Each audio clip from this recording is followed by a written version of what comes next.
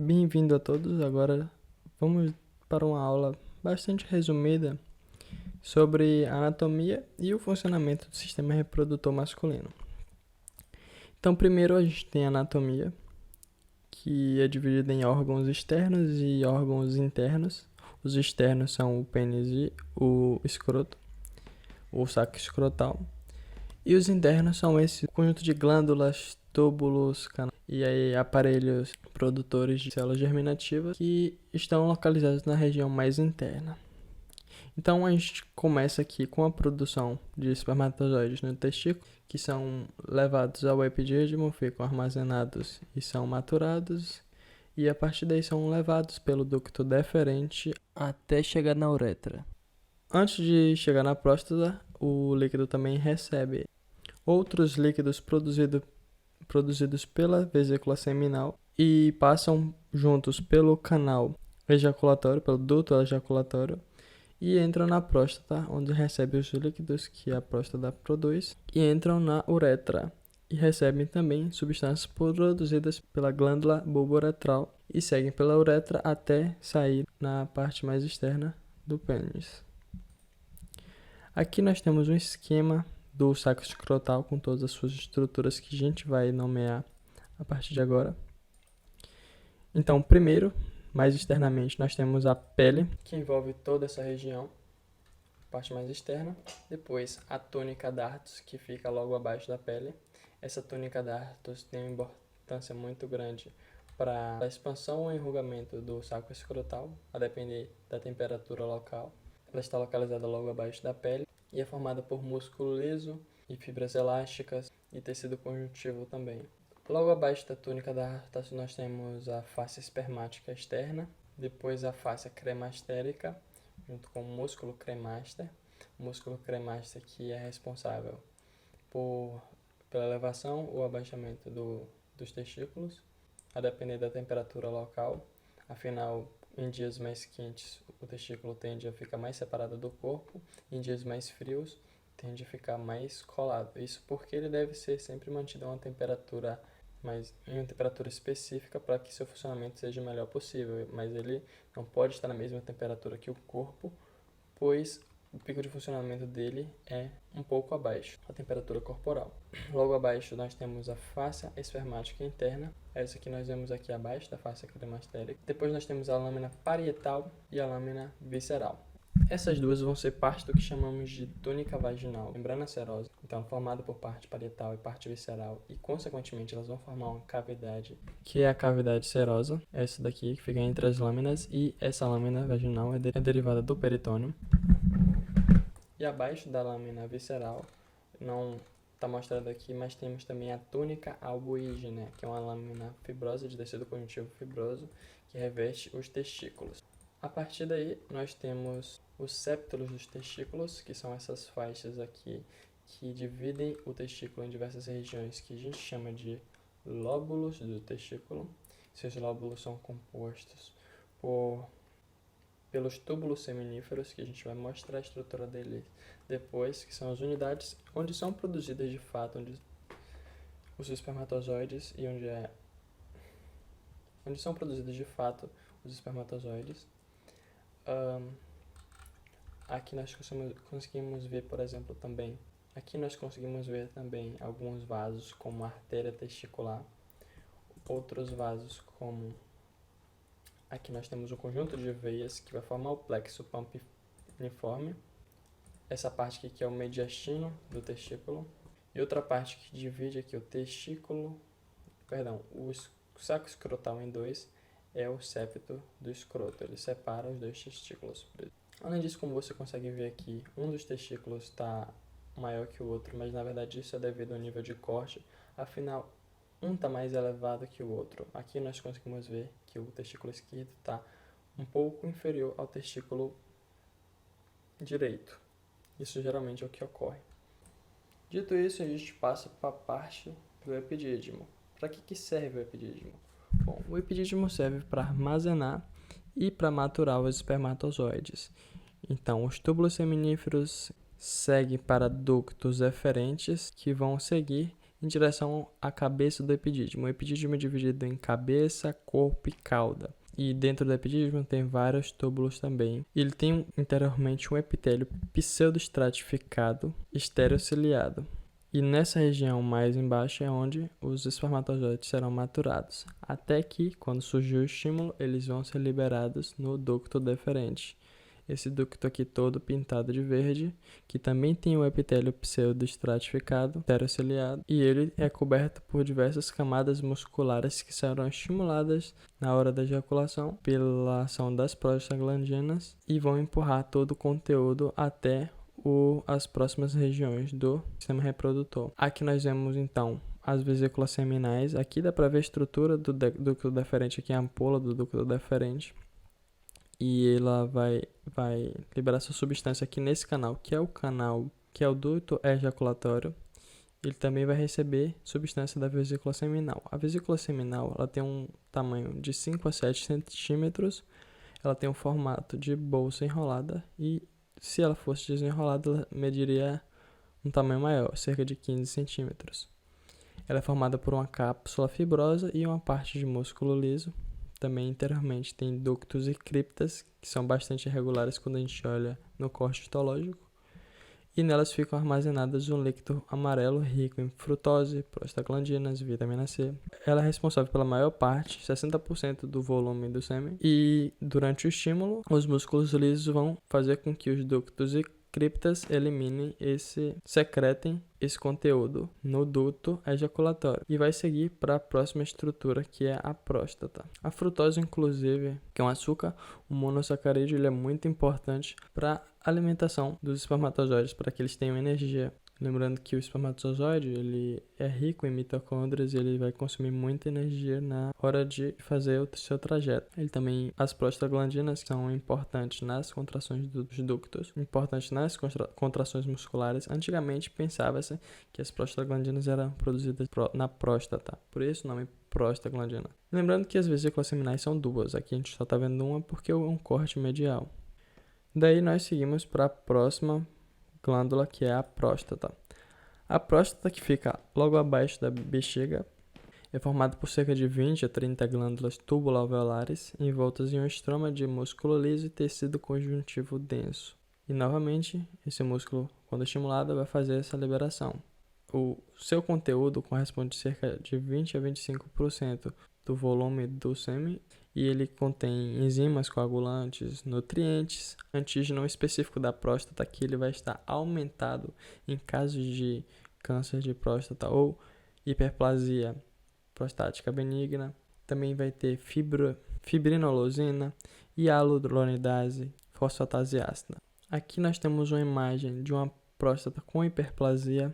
Ela pode bloquear, como a uretra ela tem uma porção dentro da próstata, a gente vai ver adiante, ela vai ser bloqueada pela hiperplasia da próstata. Isso vai gerar problemas de micção, problemas na hora de urinar. E isso pode ser de origem benigna ou maligna. Logo depois da próstata nós temos duas glândulas, que são as glândulas bulbo-uretrais. Elas têm um formato de ervilha, são bem pequenas e produzem substâncias para lubrificar e limpar a uretra antes da chegada do sêmen. A uretra, que como passa urina por aquela região, é preciso também que tenha essa limpeza, essa lubrificação e que haja tampões neutralizantes. Há substâncias alcalinas que vão neutralizar os ácidos provenientes da urina.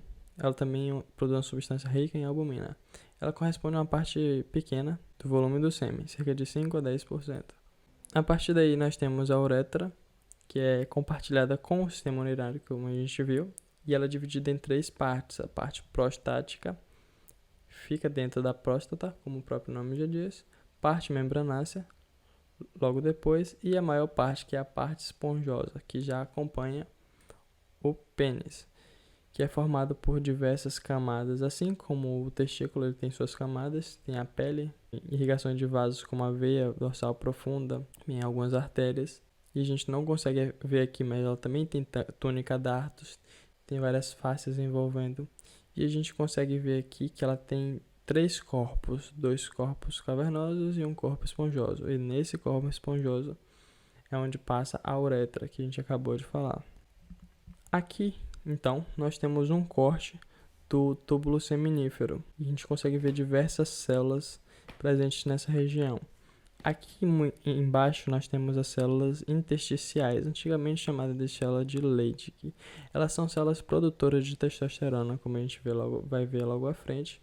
Aqui nós temos uma lâmina basal, tecido conjuntivo apresenta alguns fibroblastos e logo acima nós conseguimos ver diversas células, como a célula de Sertoli. Eu antigamente, quando eu estudava no ensino médio, eu imaginava que a célula de Sertoli era só essa bola aqui, mas na verdade isso aqui é o núcleo da célula de Sertoli e tudo isso da base até o lumen do túbulo seminífero é a célula de Sertoli. E entre uma célula de Sertoli e outra, há junções oclusivas, a barreira hematotesticular, que servem para evitar que não seja qualquer substância que entre no lumen do túbulo espermático. Tanto é que a substância na parte basal e na parte do lumen do túbulo seminífero são bastante diferentes devido a essa barreira.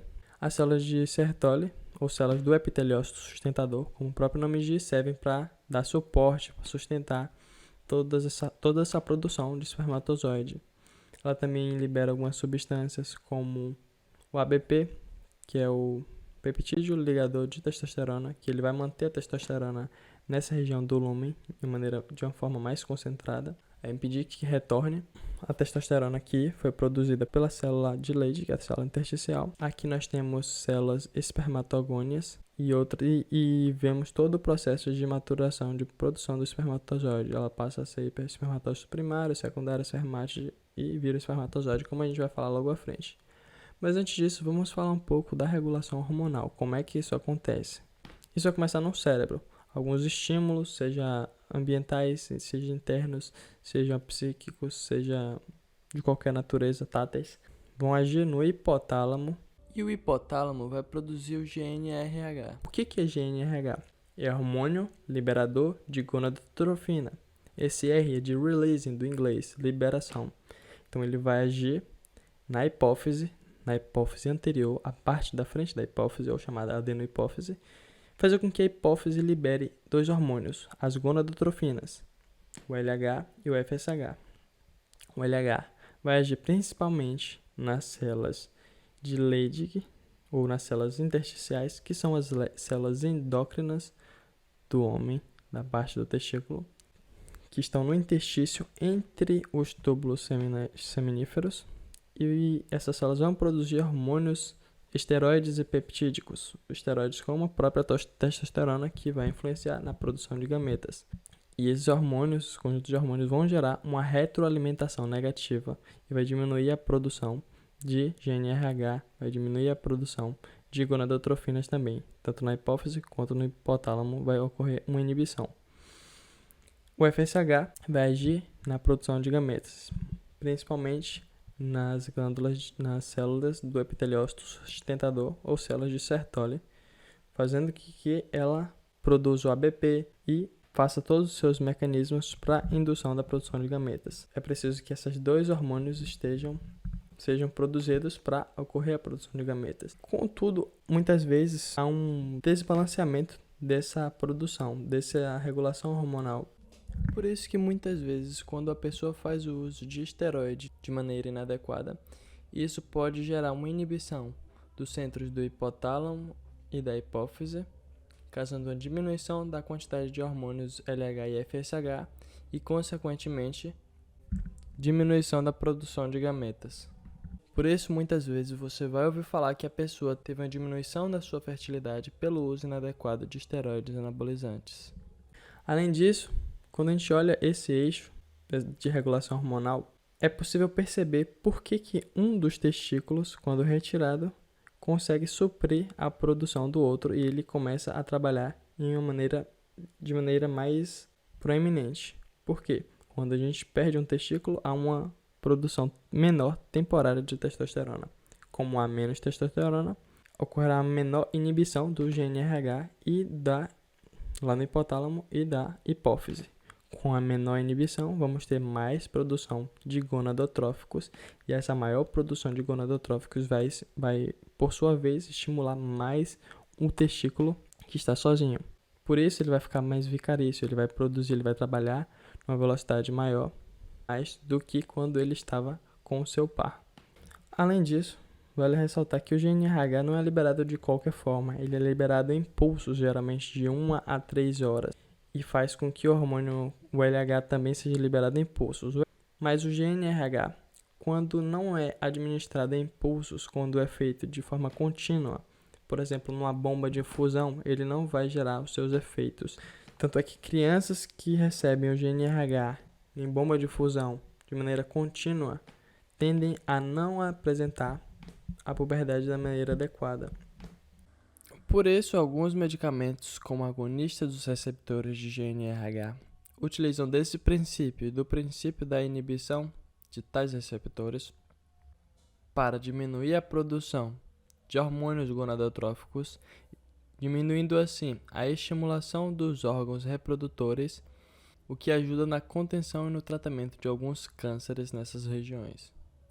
E também o princípio por trás do método da castração química. Agora nós passamos à fase da espermatogênese, que é quando as células germinativas vão ser diferenciadas em espermatozoides. Primeiro nós temos as células germinativas, que a partir da puberdade vão começar a se transformar em espermatogônias. Quando nós olhamos o gráfico de quantidade de células nos túbulos seminíferos, geralmente crianças têm uma quantidade maior de células de Sertoli, células de Leydig, mas não tanto de espermatogônias. Mas a partir da puberdade e até a velhice, até a andropausa, que é quando ele diminui essa produção, as espermatogônias vão ficar em um número muito aumentado, porque essas células germinativas vão se transformar em espermatogônias. E essas espermatogônias vão, no início da puberdade, começar a se transformar em espermatócito primário. Espermatócito primário que vão ter um conteúdo de 46 cromossomos duplicados. A partir daí ele vai sofrer a primeira meiose, que é a meiose reducional, que esses cromossomos, esses pares de cromossomos vão ser separados. Olha, a gente não está falando de separação de cromátides ainda, a gente está falando de separação de cromossomos. E ao final dessa primeira fase, cada célula vai ter um conteúdo N de cromossomos. Muitas vezes você pode observar em alguns livros, alguns materiais, que eles apresentam o conteúdo 4N. Esse número 4N não é o número 4N de cromossomos, ele está falando de quantidade de DNA. E é uma coisa diferente que pode confundir muitas vezes. Porque aqui nós temos 46 cromossomos, mas se a gente for contar, dá 92 cromátides. Então nós temos agora células com conteúdo N de cromossomos duplicados. Esses cromossomos, cada um tem 2 cromátides. Serão os espermatócitos secundários, essas células aqui. A partir daí, nós temos outra meiose, que é a meiose 2, que é equacional, que vai dividir as cromátides. Agora sim, nós temos separações das cromátides irmãs e temos as espermátides, que na espermiogênese, é diferente da espermatogênese, vão ser transformadas em espermatozoides através da diferenciação. Um detalhe que todas aquelas fases da meiose 1, da prófase 1, como leptóteno, zigóteno, paquítano, diplóteno e diacinese, vão estar contidas aqui na meiose 1, na qual vai ocorrer o crossing novo ou permuta, que vai gerar maior variabilidade gênica, que é a troca de pedaços entre os cromossomos do pai e da mãe. E nessa última fase de diferenciação, nós temos a espermiogênese, que é formada por essas fases aqui. Primeira fase, a fase de Golgi, depois a fase de capuchão, fase do acrossomo e fase de maturação, que nós veremos aqui. Então, todas essas fases aqui, a gente pode ver a primeira fase de Golgi, onde o complexo de Golgi vai começar a liberar vesículas no ápice da célula para a formação futura do acrossomo. Então, vai formar vesículas contendo enzimas que vão formar o acrossomo, que é essa região aqui que se parece com um capuz ou um chapéu, que vai envolver o núcleo da célula. E ele vai conter enzimas para digerir a parede do ovócito lá no interior do útero e gerar a fecundação. Aqui também, nessa primeira fase, nós temos a migração dos centríolos para a parte oposta à do acrossomo, a parte oposta a dessas formações das vesículas acrossômicas, e esses centríolos vão ser responsáveis por formar o flagelo. Ele é formado, o centríolo e o flagelo é formado pelo mesmo material, são microtúbulos de tubulina, alfa e beta tubulina, que vão se polimerizar, vão se ligar uns aos outros até formar uma estrutura bastante grande de proteína, de várias proteínas de tubulina. The cytoskeleton includes a network of microtubules created by the lateral association of protofilaments, formed by the polymerization of tubulin dimers. Além disso, ao desenrolar dessas fases, nós vamos ter várias mitocôndrias que vão se enrolar ao redor dessa face intermediária do espermatozoide de formação, que vão ser extremamente úteis para que ele tenha energia, ele possa produzir ATP para percorrer o seu caminho até o ovócito. Além disso, nessa fase há o descarte do excesso do citoplasma e nós teremos ao final um espermatozoide completo. Então, esse foi o fim. Essa foi uma aula bastante resumida. Esses foram os materiais que eu utilizei. Então, onde essas informações podem ser encontradas. E muito obrigado por acompanhar. Até a próxima.